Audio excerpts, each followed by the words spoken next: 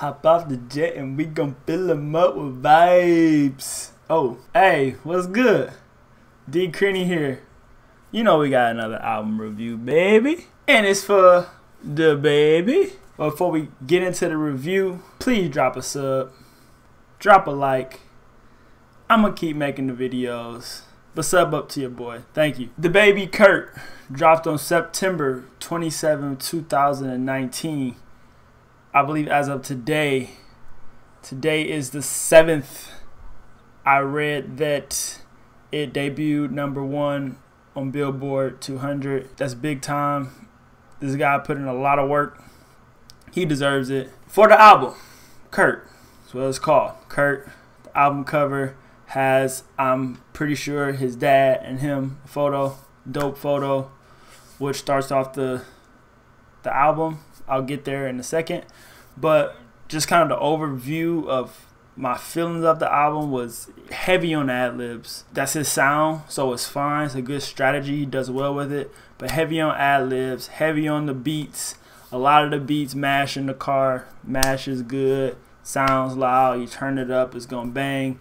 You're going to have people, if you pull up next to somebody, they're going to look over at you. If you got this turned up with the windows down, you know, all that action. I thought the album was a little too short.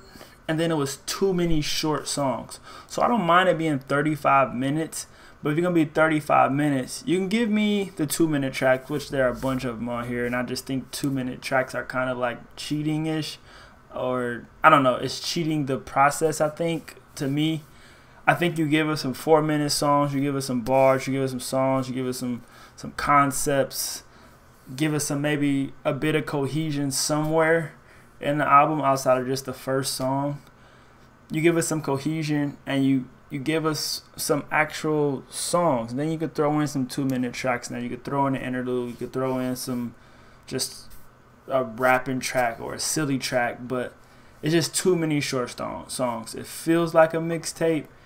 And he has 12 mixtapes dating back to 2015, which is just a lot of work. Shout out to him for putting in all that work. So I'm guessing that's just what he knows. So this feels like another mixtape. Now this is his second album from Baby on Baby from 2019. I did not get a chance to go back and listen to that yet, but I will. Baby on Baby has Suge on it. Suge is the radio's hit.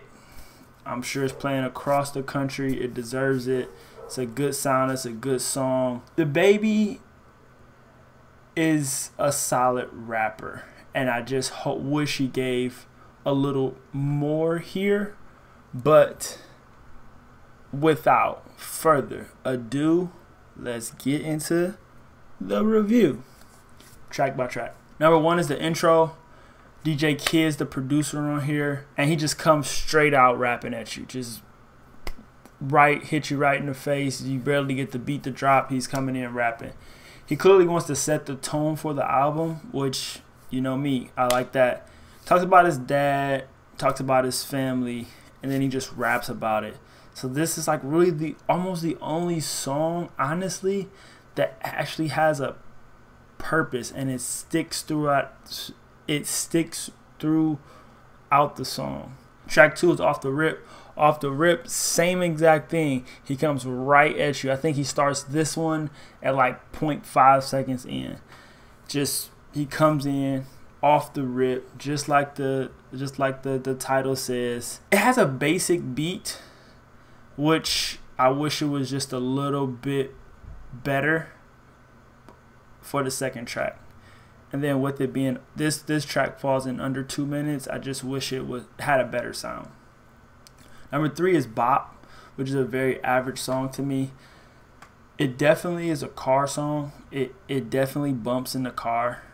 And then his raps are he's just hollering. He's just talking a bunch of smack about everything under the sun that he has or is going to do, which is cool. You know, you're going to get these bars from DaBaby. DaBaby always going to have these bars. These bars are dope sometimes.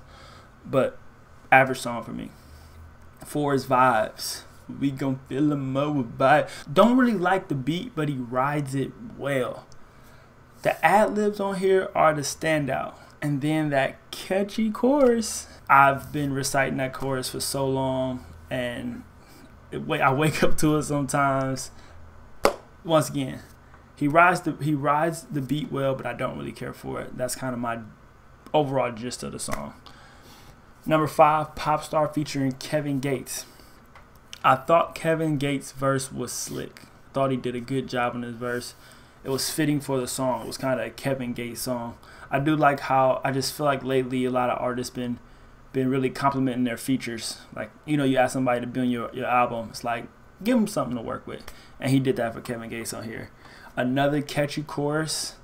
Bass really hits. It's number 5, Pop Star. Number 6 is Gospel with Chance the Rapper, Gucci, and YK Osiris. Very creative beat. Very creative beat. I do like what they did with the beat. I don't like YK on the chorus. Chance's verse is pretty weak compared to the features he's had lately, in my opinion. Gucci was okay on here. I always feel like with Gucci, you just hope he doesn't just bumble around and just say Gucci stuff, but he kind of raps a little bit on here, so he's getting better with that. The song probably could have been a lot better. The song really should have been a lot better, but it was a good try. It just didn't do what it should have done given the heavy hitters. You put a Chance, Gucci, and DaBaby track together. I think that's got to be something that you really thrive for it to be great. I remember hearing on the radio before that, I think the night of the album coming out, and it was just like the radio station thought it would be slick too, or just, you know, putting on the radio, but it's just not there. It's just not it's an average song. Number 7 is iPhone featuring Nicki Minaj, Seth in the Kitchen on the beat. And the reason I say Seth in the Kitchen on the beat is because this is the best song on here. This is the best sounding song on here to me.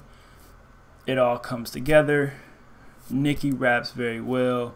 DaBaby raps very well. It's a great song. It's a great song. Great title. I mean, obviously you got iPhone in the title. You can't make a whack song.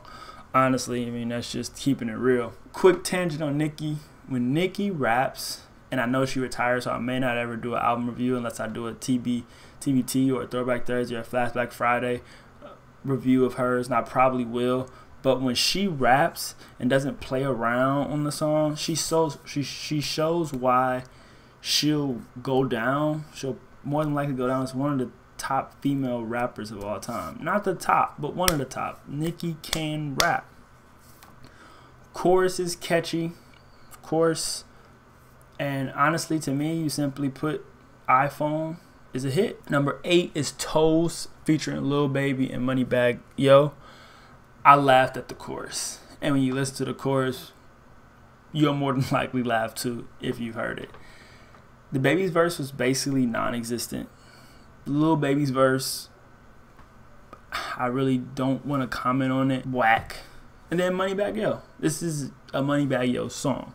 It was made for Moneybagg Yo. He did his thing on here, and he salvaged the track for whatever that's worth. Number 9 is Really. I was very, very excited to see Stunner for Vegas on here. I knew he would be. I didn't think it would take 9 tracks in to hear him or to hear this feature, but Really is 9. And Seth in the Kitchen again is on here, and him and Stunner complement each other well. I think the songs they have been on, I heard them. They just make hits. They make good music. They feed off each other's energy. They usually make dope songs. This is a quick song, and I don't know why it was quick. They should have really tried to kill this song. They should have really made an imprint as up and coming artists working together, boys. I guess they're homeboys or whatnot, but they seem to be on the same page with each other. He's always with DaBaby in interviews and whatnot. You just gotta kill this. This gotta be the best song on here, and I feel like it was just an opportunity lost. Definitely a letdown. Number 10 is Probably Heard. Another song that bangs hard in the car, and most of these songs do hit hard in the car, so I didn't put that as a note for every single song because it would be redundant. But this one is one of those that bang hard in the car. DaBaby put together some decent bars on here as well, but the chorus is pretty weak. Number 11 is Raw Shit featuring the Migos. very surprised this is the longest track. I know it's 3 Migos, but really only one of the Migos can rap. DaBaby is half of the song, and then the Migos are the other half of the song. DaBaby's alright, the Migos are the Migos. 3.5 minute song, and it's 11, raw shit. Number 12, There You Go. It's a pretty cool song. I didn't mind the song. This one had London on the track, which is London on the track is one of the top producers with the coolest drop. London on the track, you know, you got the cool drop, so it always sticks out when you hear it. It's also a different sound and chorus. I actually like this song. I did like this song. 13 is the last song. It's the double XL verse, basically. This verse was really, really tough. Probably one of the best double XL verses ever. I mean, freshman verses. This beat doesn't do it justice. So that original beat, and I think even if you switched them, like if he did it on this beat originally, it still would have been sweet. Like you still hear the bars, it's still sweet. But that verse that he did it on the double XL freshman, that beat makes these bars stand out. I'm glad he put it on here for the people that didn't hear that. They're able to hear it on his sound, how he wants people to hear it. DaBaby's second album, KIRK, is short and didn't meet my expectations. I was expecting more, a little longer, a little. I knew I would get the bars about money and girls and things of that nature, but I thought he would give us some substance, a little more substance. But I mean, that's okay. It's not bad at all, but I feel like it could have been much better. It's really just a letdown. I just had expectations and it didn't meet it.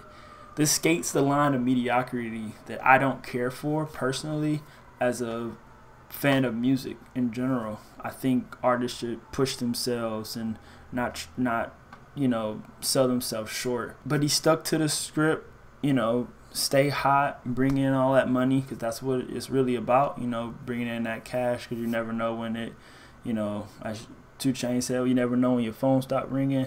You know, you want to have some money. So DaBaby will be around for a while. He will provide some solid music for us in the future. Hit the like button. Please hit that sub button.